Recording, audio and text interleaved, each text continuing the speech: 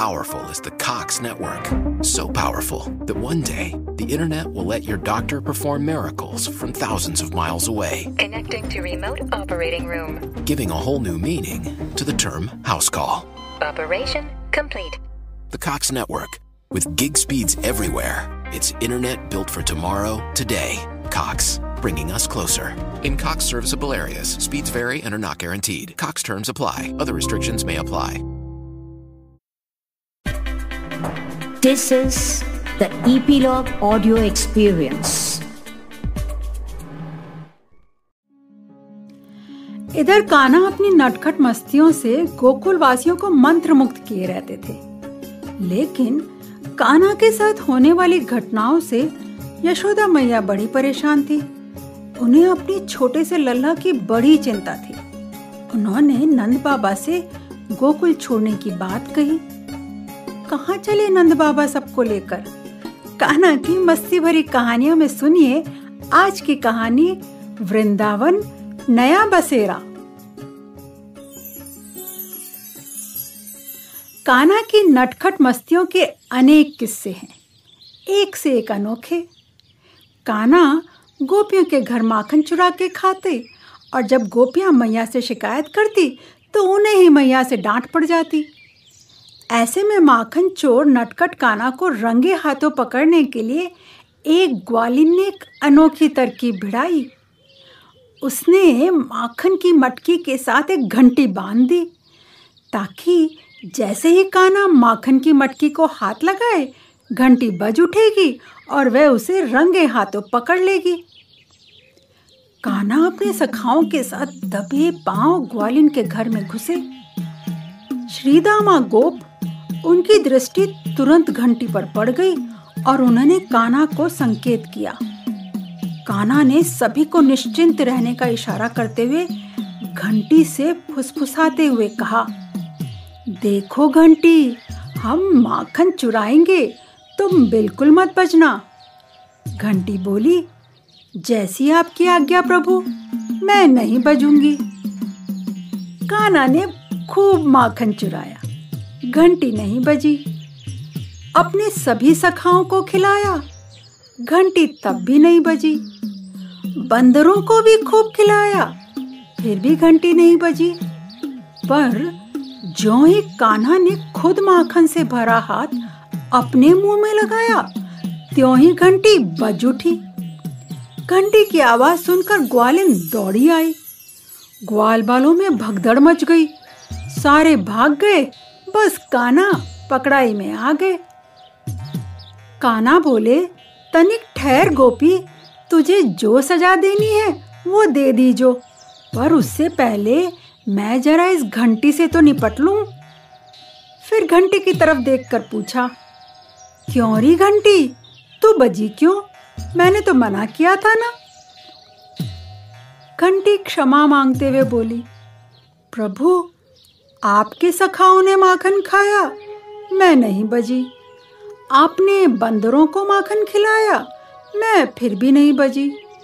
किंतु जैसे ही आपने माखन खाया तब तो मुझे बजना ही था, मुझे आदत जो पड़ी हुई है। अब मंदिर में जब पुजारी भगवान को भोग लगाते हैं तब घंटी बजाते हैं और इसलिए प्रभु मैं आदतन बज उठी। समझे बच्चों, जैसे ही कान्हा ने खुद माखन खाया मतलब माखन का भोग लग गया और इसलिए घंटी बज उठी। अब गोपी ने कान्हा को रस्सी से बांधना शुरू किया। इधर रस्सी बार बार माखन से भरे हुए कान्हा के कोमल हाथ से फिसल जाए। गोपी बड़ी देर तक कोशिश करती रही। अंत में कान्हा ने कहा, ला गोपी, मोए दे रस्सी, मैं बताऊं तुझे कि कैसे बांधते हैं। ला, तू अपने हाथ इधर कर। हाँ लल्ला, बता मुझे, इसके बाद मैं तुझे अच्छे से बांधूंगी। खुशी खुशी गोपी ने रस्सी बांधना सीखने के लिए तुरंत अपने दोनों हाथ आगे कर दिए और नटखट कान्हा, उसने गोपी के दोनों हाथों पर कस कर रस्सी लपेटी और एक एक करके कई गांठें लगा दी और मुस्कुराकर पूछे, सीख गई ना? गोपी बोली, हाँ लाला, सीख गई, चल अब मुझे खोल दे। मस्ती भरे अंदाज में कान्हा बोले, इतनी जल्दी कैसे सीख गई? अब बंदी रहेगी तब सीखेगी कि मुझे पकड़ने की सोचने का परिणाम भी क्या होता है। जो मुझे पकड़ने की सोचता है, मैं उसे अपने हाथों से अपने प्रेम में इसी तरह बांध देता हूँ। और गोपी को ठेंगा दिखाकर हंसते खिलखिलाते कान्हा अपने ग्वाल मंडली में जा मिले। एक बार कान्हा ने देखा कि उनके द्वार पर एक फल वाली फल बेचने के लिए आवाज लगा रही है, कोई फल ले लो रे, कोई फल ले लो। कान्हा ने जैसे ही सुना तो दौड़े दौड़े गए और उससे बोले, माई मुझे ये फल दे दे। जब फल वाली ने कान्हा को देखा तो वो अपनी सुध-बुध ही भूल गई। उसने देखा एक बहुत ही छोटा सा बालक पैरों में पायल पहनकर छन छन करता हुआ आया और उससे फल मांग रहा है, जिसकी छवि बड़ी प्यारी और निराली है। सांवला रंग है और सर पर मोर मुकुट धारण किए है। अरे माई, मुँह को फल दे दे। यह याचना सुनकर फल वाली का ध्यान भंग हुआ। वो संभल कर बोली, मैं फल तो दे दूंगी, पर बदले में तू मुझे क्या देगा? जा पहले अपनी मैया से थोड़ा अनाज तो लेकर आ। तुम्हें पता है बच्चों, उस जमाने में पैसे या रुपए देकर सामान नहीं खरीदा जाता था।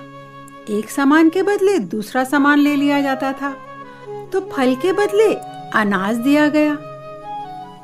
कान्हा अंदर गए और अपने दोनों नन्ही मुट्ठियों में अनाज भरकर दौड़े दौड़े नंद भवन के बाहर आए, कहीं फल वाली माई चली न जाए। छोटे से कृष्ण ठुमक ठुमक के भागे जा रहे हैं और अपनी छोटी छोटी मुट्ठियों में जो थोड़ा सा अनाज लेकर चले थे, वो रास्ते में ही गिरता जा रहा था।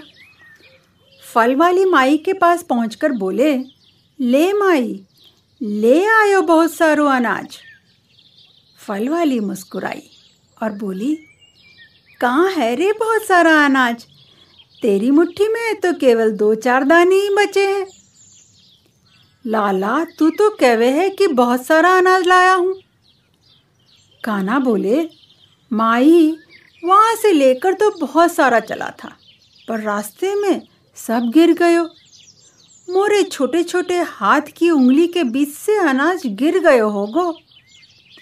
कान्हा की तुतलाती मीठी बातें सुनकर फल वाली मुस्कुराने लगी और उसने उनसे 2-4 दाने ले लिए और उनको टोकरी में रख दिया। बदले में टोकरी से फल कान्हा को दे दिए। कान्हा की सांवली मोहनी सूरत में फल वाली अपनी सुध-बुध खो अब ये कहना भूल गई कि कोई फल ले लो।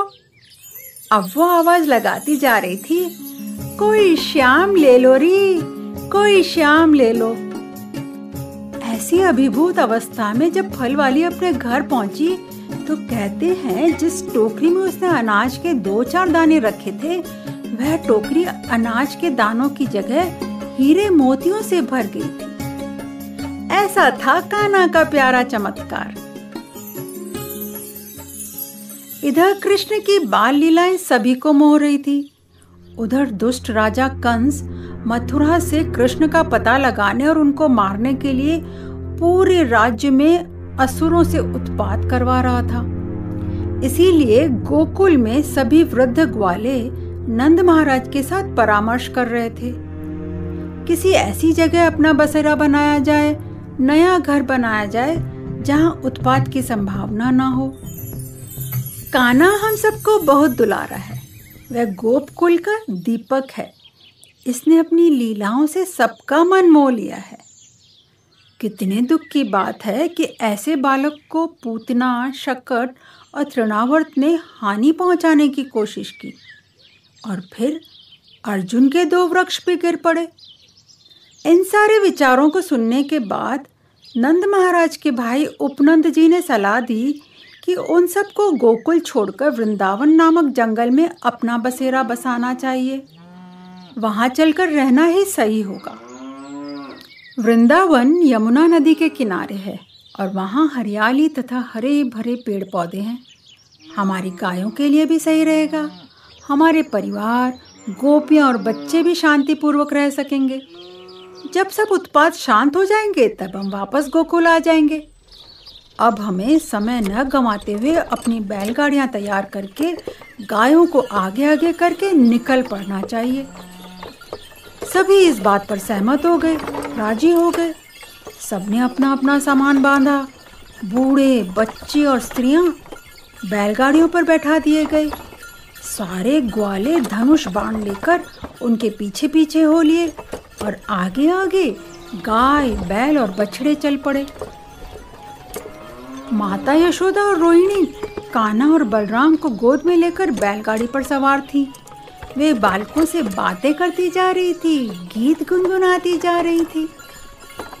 शीघ्र ही सभी वृंदावन पहुंच गए। वृंदावन बहुत सुंदर स्थान था। हरे भरे पेड़, नदी का किनारा, बागों में खिले फूल और चारों ओर घंटियों की मधुर ध्वनि के साथ रंभाती गायें।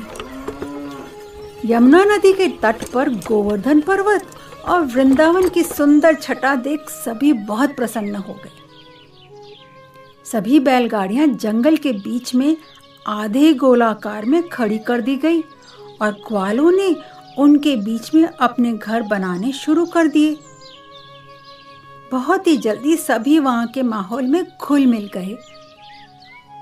जन्म के बाद गोकुल में 3 साल और 4 महीने रहने के बाद कान्हा अब वृंदावन वासी हो गए। वृंदावन गोकुल से 25 किलोमीटर दूर है। यहाँ कृष्ण 6 साल और 8 महीने की उम्र तक रहे।